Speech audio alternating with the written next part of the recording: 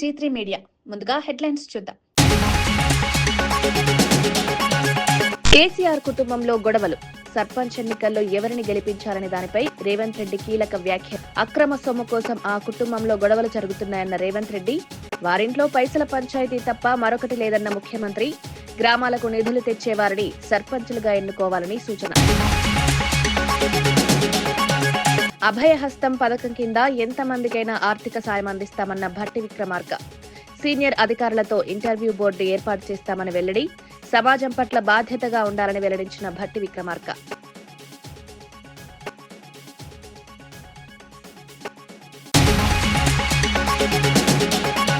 చిత్తూరు జిల్లాలో పవన్ కళ్యాణ్ పర్యటన. Janasena, TDP, BJP నాయకులు, కార్యకర్తలతో ప్రత్యేకంగా సమావేశం. రాష్ట్రాభివృద్ధికి కూటమి నాయకుల ఐక్యతే మూలమని ఉద్ఘాటన. ఇదే స్ఫూర్తి మరో 15 ఏళ్లు కొనసాగించాలని ఆకాంక్ష.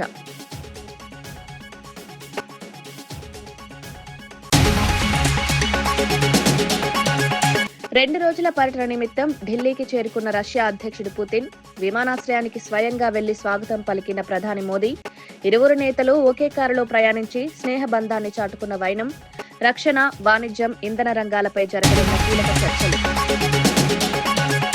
జగన్ ప్రెస్ మీట్ ఓ డ్రామా అంటూ మంత్రి కొల్లు రవీంద్ర ఫైర్. పిన్నెల్లి, జోగి రమేష్ వంటి వారిని జగన్ వెనకేసుకొస్తున్నారని విమర్శలు. కూటమి ప్రభుత్వం సూపర్ 6 హామీలను పగడ్బందీగా అమలు చేస్తోందని వెల్లడి.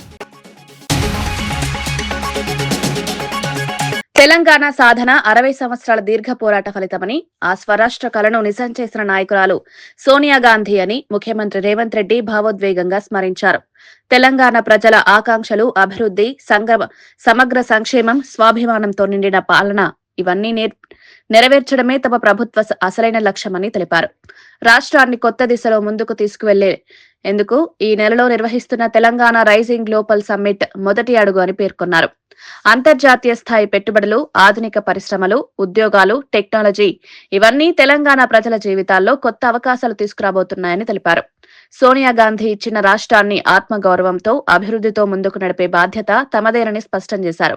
ప్రపంచ దేశాలకు సంబంధించిన 100 దేశాల ప్రతినిధులకు ఈ రోజు తెలంగాణ రాష్ట్రం ఆతిథ్యం ఇస్తున్నప్పుడు, ఇంత గొప్ప లక్ష్యాన్ని కార్యక్రమం పెట్టుకున్నప్పుడు ఆ తల్లి ఆశీర్వాదం తీసుకోవాలి కదా. కన్న తల్లితో సమానమైన సోనియమ్మ ఆశీర్వాదం తీసుకొని ఈనాడు ఉక్కు సంకల్పంతో ఏ ఆకాంక్షల కోసం, ఏ అభివృద్ధి కోసం, ఏ సంక్షేమం కోసం సోనియా గాంధీ గారు తెలంగాణ రాష్ట్రం ఇచ్చిండ్రో ఆ తెలంగాణ రాష్ట్రాన్ని అభివృద్ధి పదం వైపు నడపడానికి, ఆ లక్ష్యం వైపు సాగడానికి సోనియమ్మ ఆశీర్వాదం తీసుకొని మల్లికార్జున్ ఖర్గే గారు, రాహుల్ గాంధీ గారు, ప్రియాంక గాంధీ గారిని కలిసి మా రాష్ట్రానికి రండి అని, అదేవిధంగా పీయూష్ గోయల్, నిర్మలా సీతారామన్ గారి నుంచి మొదలు పెడితే పెద్దలు నరేంద్ర మోడీ ప్రధానమంత్రి వరకు అందరినీ కలిసి ఆహ్వానించడం. ఇవాళ తెలంగాణ రాష్ట్రంలో 4 కోట్ల తెలంగాణ ప్రజలు పండుగ. డిప్యూటీ సీఎం పవన్ కళ్యాణ్ తన రాజకీయ ప్రయాణంపై కీలక వ్యాఖ్యలు చేశారు. తనకు ఎప్పుడూ గుర్తింపు, పదవి, హోదా వంటి వాటిపై ఆశలు లేవని స్పష్టం చేశారు. ప్రజా సమస్యల పరిష్కారం, రాష్ట్ర అభివృద్ధి పట్లనే తన రాజకీయాలు సాగుతాయని తెలిపారు. రాష్ట్రంలో కూటమి ప్రభుత్వం కనీసం 15 ఏళ్ల పాటు అధికారంలో ఉండాల్సిన అవసరం ఉందని పేర్కొన్నారు. స్థిరత్వం ఉన్న ప్రభుత్వం మాత్రమే సమగ్ర అభివృద్ధిని సాధించగలదన్నారు. మోదీ నాయకత్వంలోని కేంద్ర ప్రభుత్వానికి కూడా ఆంధ్రప్రదేశ్ కూటమి కీలకమైన బలంగా మారిందని చెప్పారు. రాష్ట్ర అభివృద్ధికి కేంద్ర, రాష్ట్ర సమన్వయం చాలా అవసరమని, కూటమి ఆ దిశలోనే పనిచేస్తోందని వెల్లడించారు. రాజకీయాల్లో స్వార్థం, వ్యక్తిగత ప్రయోజనాల కంటే ప్రజల సంక్షేమమే ప్రధానమన్నది తన సిద్ధాంతమని మరోసారి స్పష్టం చేశారు. ప్రజలిచ్చిన బాధ్యతను నిబద్ధతగా నిర్వర్తిస్తానని పవన్ కళ్యాణ్ విశ్వాసం వ్యక్తం చేశారు. సాక్షాత్తు ఒక 3 సార్లు ముఖ్యమంత్రిగా చేసినప్పుడు చంద్రబాబు నాయుడు గారు ఒక నియోజకవర్గానికి నువ్వు రాలేవు, అడుగు పెట్టలేవు అంటే అది ఏమని అనుకోవాలి? అది ఎందుకంటే అది ఒక చంద్రబాబు గారికి జరిగినట్టు కాదు. ప్రతి ఒక్కరు రేపు పొద్దున పంచాయతీలో ఇంకో వ్యక్తికి జరగచ్చు. నువ్వు పోటీ చేయలేవు పంచాయతీలో కదా, అది జరుగుతుంది. పంచాయతీల్లో పోటీ చేయడానికి భయపడ్డారు పోయినసారి. అంటే ఒక్కడికి ఉంటే అది వాడి కోపం, ఒక 10,000 మందికి వస్తే అది ఒక సమూహం తాలూకు శక్తి. అది సో అలాంటి సమూహాన్ని మనం ప్రతి ఊర్లో పెట్టుకుంటూ వెళ్తే ఈ రోజున కూటమి ప్రభుత్వం ఇంత బలంగా చేయగలుగుతుంది. మనం ఏ మంచి ఉద్దేశంతో పెట్టామో కానీ ఈ కూటమి కూడా కేంద్రానికి బలం అయిపోయింది. ప్రధానమంత్రి గారి నేతృత్వంలో నడుస్తున్న ఎన్డీఏ ప్రభుత్వానికి అది చాలా బలం అయిపోయింది. అంటే ఇది మనం చూడండి, ఎక్కడ చిన్నగా మొదలు పెడితే ఎక్కడ దాకా వచ్చింది. సో మనందరం విభిన్నమైన పార్టీల నుంచి వచ్చినాం, విభిన్నమైన, కానీ మనందరి ఉద్దేశం కామన్ మినిమం ప్రోగ్రామ్ కింద రాష్ట్రం బాగుండాలి, రాష్ట్రంలో అరాచకాలు ఉండకూడదు. ఇది మన అందరి ఉద్దేశం. సో దీంట్లో ఒక్కోసారి మన మధ్య మాట ఇచ్చి ఒక పార్టీలో ఉన్న నాయకులకే మనకి పడదు ఒక్కోసారి. నిరుపేదలకు సొంతింటి కలను సాకారం చేయడమే కూటమి ప్రభుత్వ ప్రధాన లక్ష్యమని రాష్ట్ర దేవాదాయ శాఖ మంత్రి ఆనం రామనారాయణ రెడ్డి స్పష్టం చేశారు. శ్రీ పొట్టి శ్రీరాములు నెల్లూరు జిల్లా ఆత్మకూరు పట్టణంలో తాజాగా ఏర్పాటు చేసిన తాత్కాలిక డీడీఓ కార్యాలయాన్ని ప్రారంభించారు. రాష్ట్ర వ్యాప్తంగా 77 కొత్త డివిజనల్ డీడీఓ కార్యాలయాలను డిప్యూటీ సీఎం పవన్ కళ్యాణ్ చిత్తూరు నుంచి వర్చువల్ గా ప్రారంభించి వీడియో కాన్ఫరెన్స్ నిర్వహించగా ఆనం ఈ కార్యక్రమానికి ప్రత్యక్షంగా హాజరయ్యారు. తదుపరి ఆత్మకూరులో గృహ నిర్మాణానికి దరఖాస్తు చేసిన ఎలిజిబుల్ లబ్దిదారులకు పట్టాలను పంపిణీ చేశారు. ప్రధానమంత్రి ఆవాస్ యోజన, ఎన్టీఆర్ భరోసా పథకాల కింద 251 మందికి 6.27 కోట్ల రూపాయల నిధులు విడుదల చేసినట్లు మంత్రి వెల్లడించారు.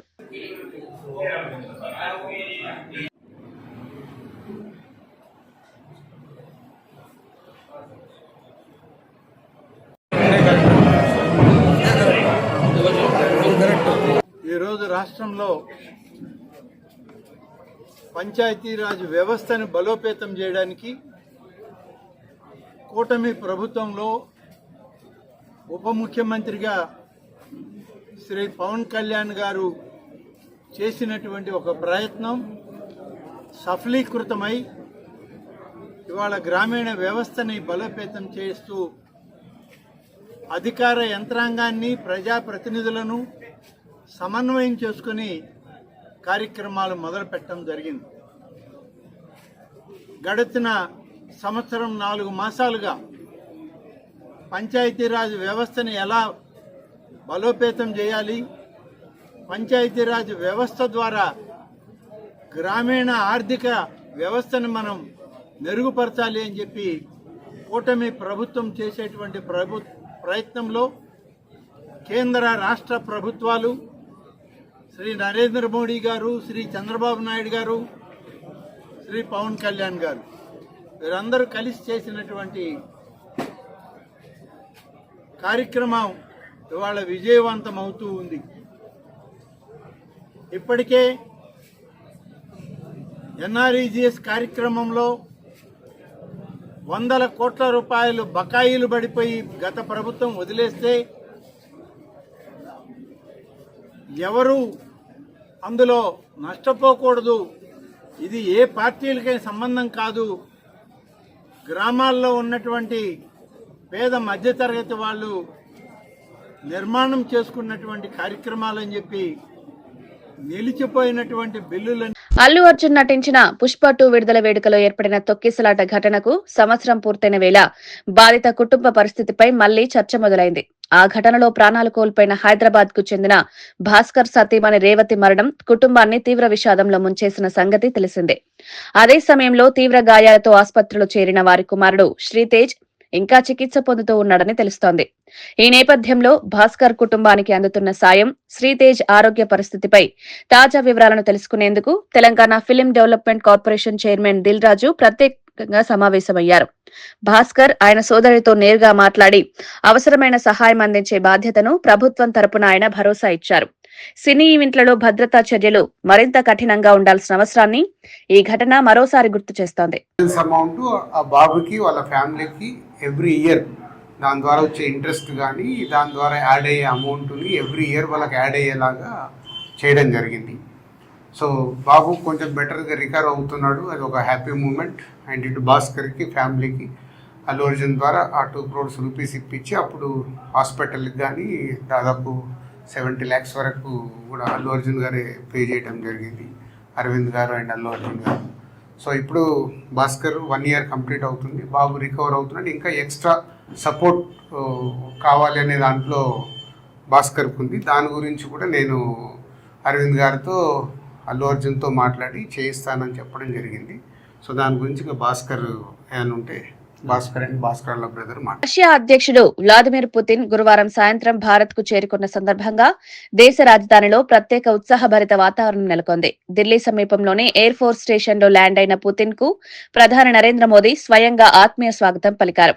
అంతర్జాతీయ ప్రాధాన్యత కలిగిన ఈ సందర్శనలో ఇద్దరు నేతలు ఒకే కారులో కలిసి ప్రధాని అధికారిక నివాసానికి బయలుదేరడం ప్రత్యేక ఆకర్షణగా నిలిచింది. పుతిన్ మోదీ భేటీ ద్వైపాక్షిక సంబంధాల బలోపేతానికి, వ్యూహాత్మక భాగస్వామ్యాన్ని మరింత విస్తరించడానికి కీలకంగా మారనుంది. రక్షణ, ఇంధనం, అంతరిక్షం, ఆర్థిక సహకారం వంటి కీలక రంగాల్లో చర్చలు జరగనున్నాయి. ఉక్రెయిన్ యుద్ధ పరిణామాలు, గ్లోబల్ స్థిరత్వంపై ఉన్న అభిప్రాయాలను పంచుకునే అవకాశం కూడా ఉంది. భారత్, రష్యా మధ్య అనేక దశాబ్దాలుగా కొనసాగుతున్న బలమైన స్నేహాన్ని మరింత పటిష్టం చేసే ప్రయాణమిదని నిపుణులు భావిస్తున్నారు.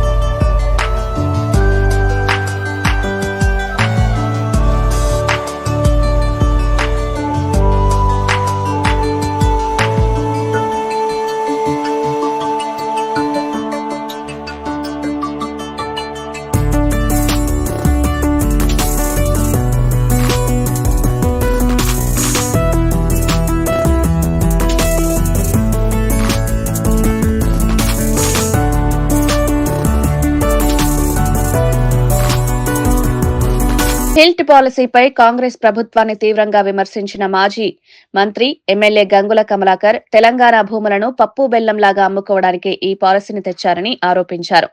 ఎన్నో దశాబ్దాలుగా ప్రజల చెబుటతో ఏర్పడిన పారిశ్రామిక భూములను ఒక్క రాజకీయ లాభం కోసం వేల కోట్ల విలువతో ప్రైవేటు కంపెనీలకు అప్పగించడం తెలంగాణ ప్రజలతో ఘోర అన్యాయమని వ్యాఖ్యానించారు. బీఆర్ఎస్ మళ్లీ అధికారంలోకి వచ్చిన వెంటనే హిల్ట్ పాలసీని రద్దు చేసి కాంగ్రెస్ ప్రభుత్వం అక్రమంగా కబ్జా చేయించిన భూములను తిరిగి ప్రభుత్వం స్వాధీనంలోకి తీసుకుంటామని స్పష్టం చేశారు. భవిష్యత్తులో ప్రభుత్వం ఏ విధమైన పారిశ్రామిక భూముల అమ్మకాల విషయంలో సంపూర్ణ పారదర్శకతను పాటించేలా బీఆర్ఎస్ కఠిన విధానాలు తీసుకురాబోతోందని తెలిపారు. ప్రజల హక్కులపై, భూములపై జరుగుతున్న దోపిడీని ఎదుర్కొనే సమయం వచ్చిందని, కాంగ్రెస్ పాలనలో సంపద కొందరి చేతుల్లోనే కేంద్రీకృతమవుతుందని గంగుల మండిపడ్డారు. ఎవరికైనా కూడా గృహాలు కట్టించిన కూడా మీరు ప్రభుత్వం ఉంది. ఎంతోమందికి నిరుపేదలు డబ్బులు పెట్టమన్నారుగా, మీరు ఇవ్వండి. 50% తీసుకొని ఆ 50% ఆయన డెవలప్ చేసుకోమనండి. 50% తీసుకొని ఇది ప్రజలకు అవసరాల కోసము మీరు కట్టియాలని చెప్పేసి ప్రధాన ఈ 3 డిమాండ్లు మేము ప్రభుత్వం ముందు పెడుతున్నాం. కానీ మీరు ఈ 3 డిమాండ్ పక్కకు పెట్టుకొని వాలంటీర్గా వాళ్ళు ఇయ్యంగానే 20 లక్షలు రెగ్యులర్ ఇయ్యంగానే వాడు అమ్ముకొని పోవచ్చు అంటుండ్రు. ఇక్కడ క్లియర్ ఒకటి చెప్తున్నాం. ఎందుకు ఇండస్ట్రియల్ బెల్ట్ అయింది, ఎందుకు ఇండస్ట్రీ వచ్చింది? భావి తరానికి ఉద్యోగాలు రావాలనే ఉద్దేశంతో ఎంతో మంది కూడా రైతులు తన భూములు ఇచ్చిండ్రు. మరి ఈరోజు ఇండస్ట్రీ వచ్చింది. ఆ ఇండస్ట్రీలో చాలా మంది కూడా తెలంగాణలో బిడ్డలు పనిచేస్తున్నారు.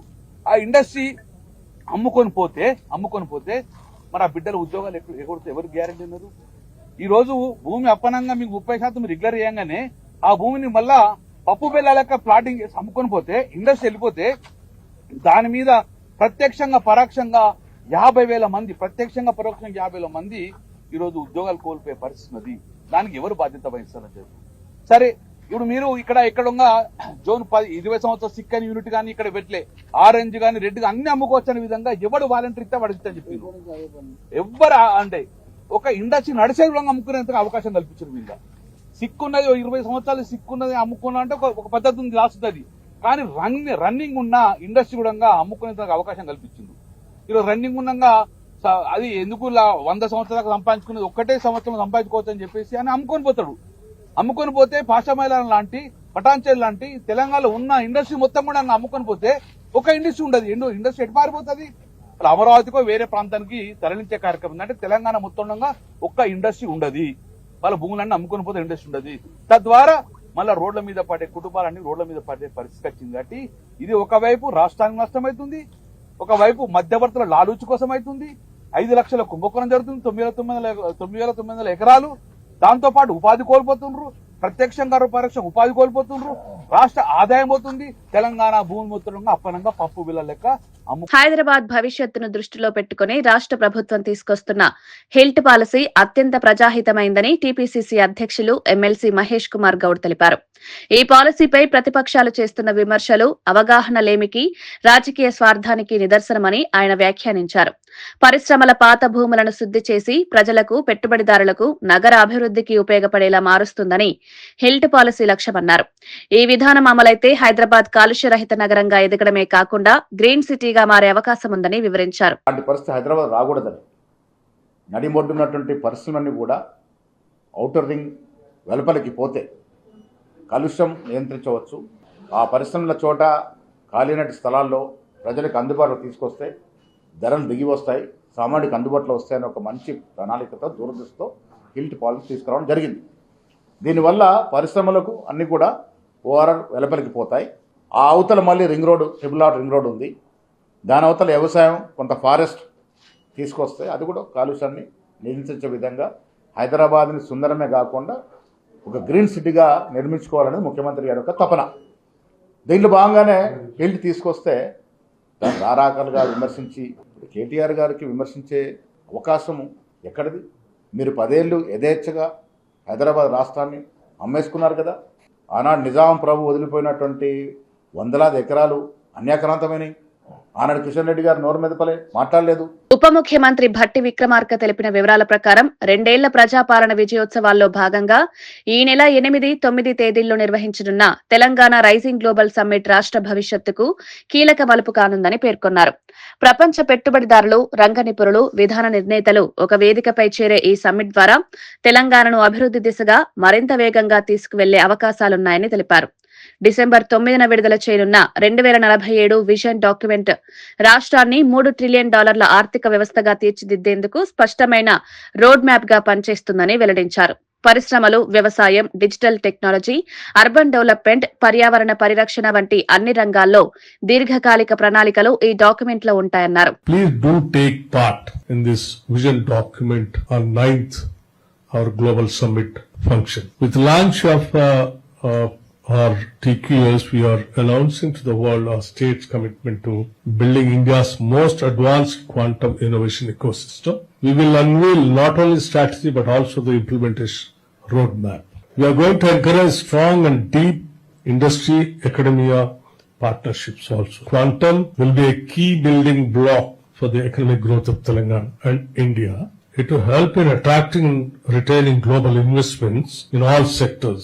It is crucial for our research and innovation initiatives. Quantum is crucial for our goals for startups. Today I must emphasize we are creating a Young India Startup Fund. As a friend already, saying that fund of fund, right, that's nearing about 1,000 crore to support startups. Quantum startups will be our focus future. Telangana Quantum HILT policy పేరిట రాష్ట్రంలోని 5 లక్షల కోట్ల విలువైన ప్రభుత్వ భూములను ఇష్టానుసారం దోపిడీ చేయడానికి కాంగ్రెస్ ప్రభుత్వం ప్రయత్నిస్తుందని మాజీ మంత్రి ఎమ్మెల్యే తలసాని శ్రీనివాస్ యాదవ్ తీవ్రంగా విమర్శించారు.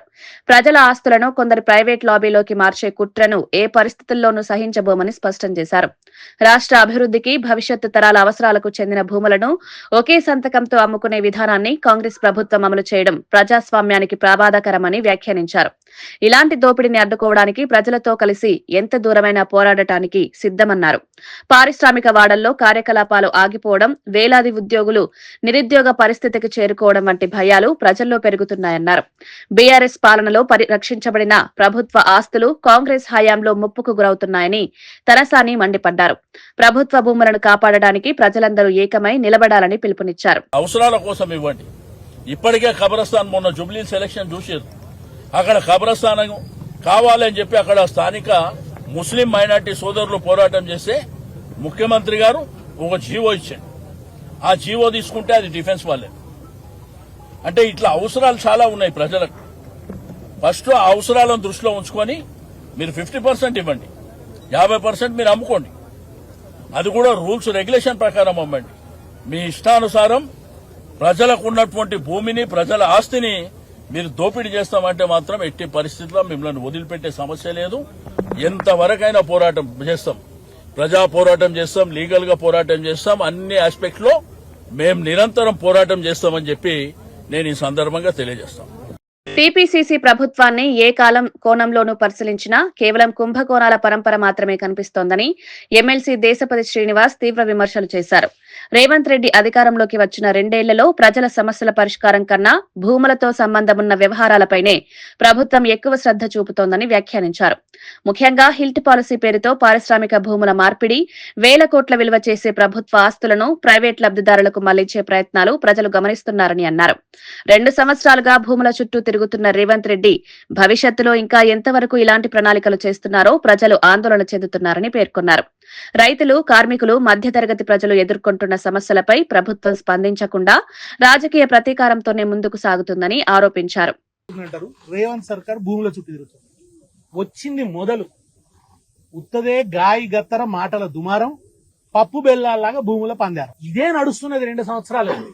రాగానే మొట్టమొదట మూసీ అభివృద్ధి పేరిట మూసీ చుట్టూ ఉన్నటువంటి భూముల మీద కన్ను, బ్యూటిఫికేషన్ పేరుతో లూటిఫికేషన్, దానికి తెరదీసి అది అయిందో లేదో సెంట్రల్ యూనివర్సిటీ భూముల మీద పడ్డాడు. దేశవ్యాప్తంగా నిరసన వస్తే ఇవాళ తను పెద్ద ఎత్తున, అంటే కొండ చిలువంత ఆకలి, పెద్ద అనకొండ రేవంత్ రెడ్డి, మామూలుడు కాదు. ఈ మొత్తం హైదరాబాద్ చుట్టూ పరిసరాల్లో ఉన్నటువంటి పారిశ్రామిక భూములన్నింటినీ కబళించడానికి పెద్ద ఎత్తున పెట్టుబడిదారులకు పందారం చేసి అవినీతి వాటాలు పంచుకోవడానికి ఢిల్లీకి మూటలు పంపడానికి వాళ్ళ హిల్ట్ పేరుతో ఒక దోపిడీ పాలసీని తీసుకొచ్చినాడు. ఇదంతా కూడా తెలంగాణలో పారిశ్రామిక అభివృద్ధి జరగాలని చెప్పి స్వాతంత్రం వచ్చిన 2-3 దశాబ్దాలలో ప్రభుత్వాలు రైతుల నుంచి సేకరించి పరిశ్రమల వాళ్ళకి ఇచ్చిన భూములు, ఉచితంగా ఇచ్చారు భూములు, సబ్సిడీ రేట్లకు ఇచ్చినారు. ఎందుకు ఇచ్చినారు? ఈ ప్రాంతంలో అభివృద్ధి జరుగుతుందని చెప్పి. నిజానికి జరిగిన అభివృద్ధి కంటే ఎక్కువ కాలుష్యంతో అవస్థపడ్డది ఈ ప్రాంతం. చెరువులు పోయినాయి, వాగులు పోయినాయి, నీలం రంగు పిల్లలు పుట్టిండ్రు, ఎంతో మంది పర్యావరణవేత్తలు పోరాడిండ్రు.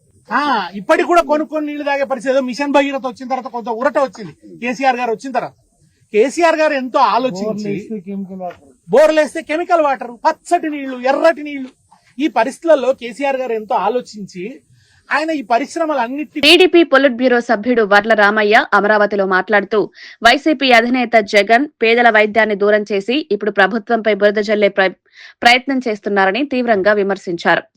5 ఏళ్ల పాలనలో వైద్యం, ప్రజారోగ్య రంగాన్ని అత్యంత దయనీయ స్థితికి నెట్టిన ప్రభుత్వం ఇప్పుడు నిందలు మోపడం తప్ప మరేమీ చేయలేదన్నారు.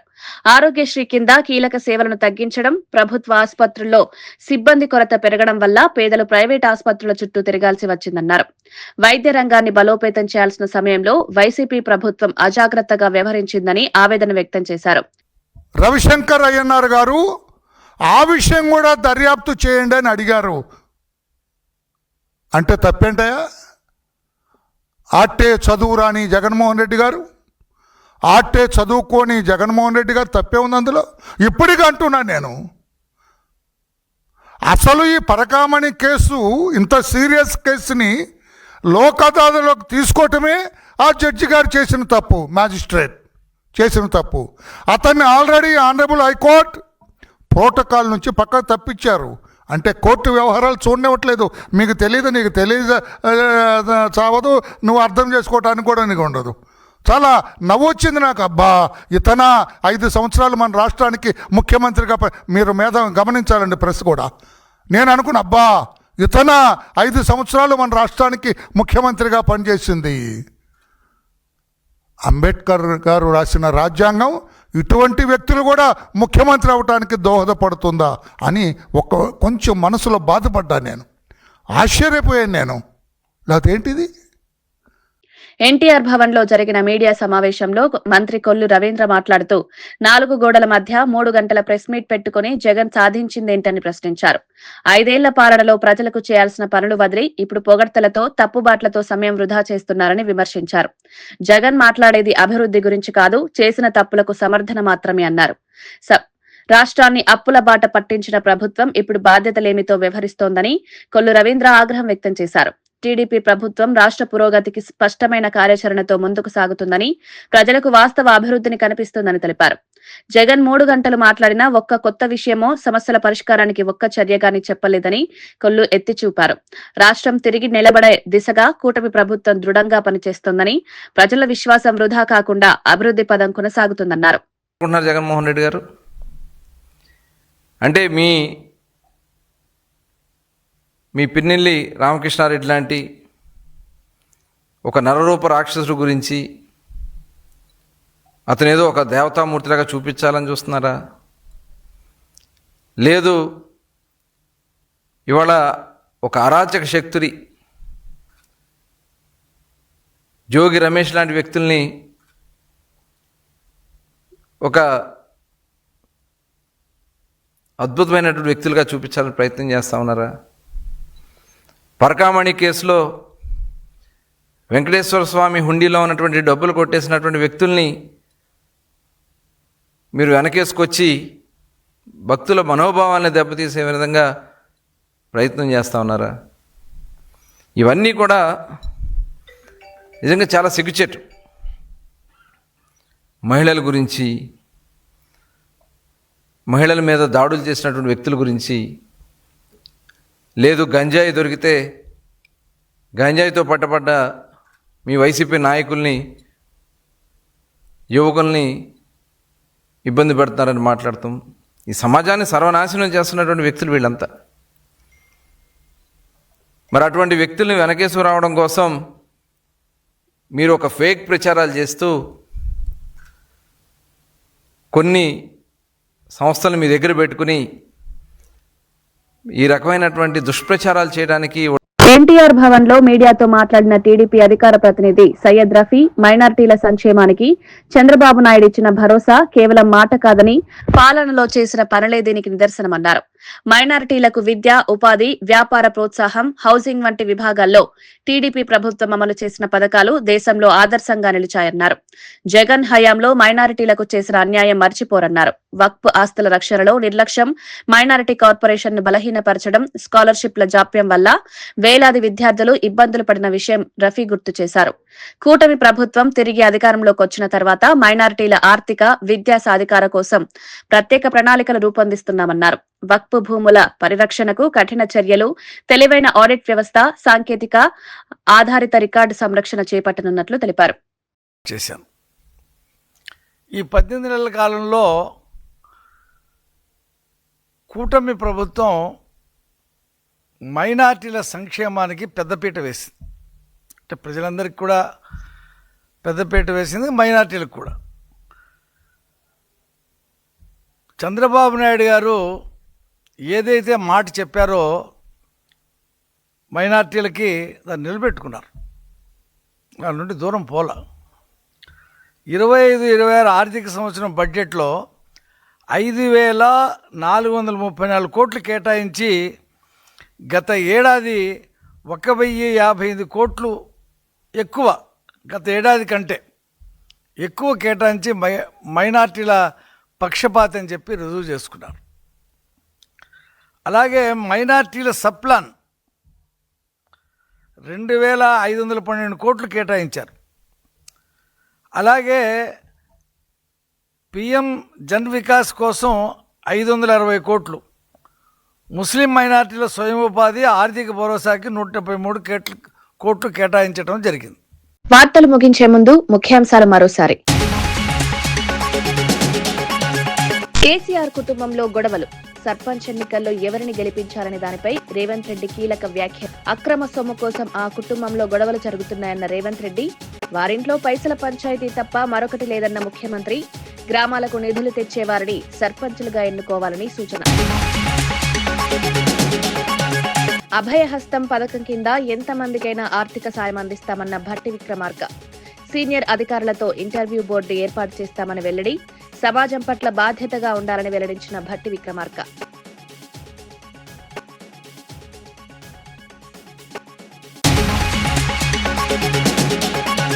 చిత్తూరు జిల్లాలో పవన్ కళ్యాణ్ పర్యటన, జనసేన, టీడీపీ, బీజేపీ నాయకులు, కార్యకర్తలతో ప్రత్యేకంగా సమావేశం. రాష్ట్ర అభివృద్ధికి కూటమి నాయకుల ఐక్యతే మూలమని ఉద్ఘాటన. ఇదే స్ఫూర్తి మరో 15 ఏళ్లు కొనసాగించాలని ఆకాంక్ష.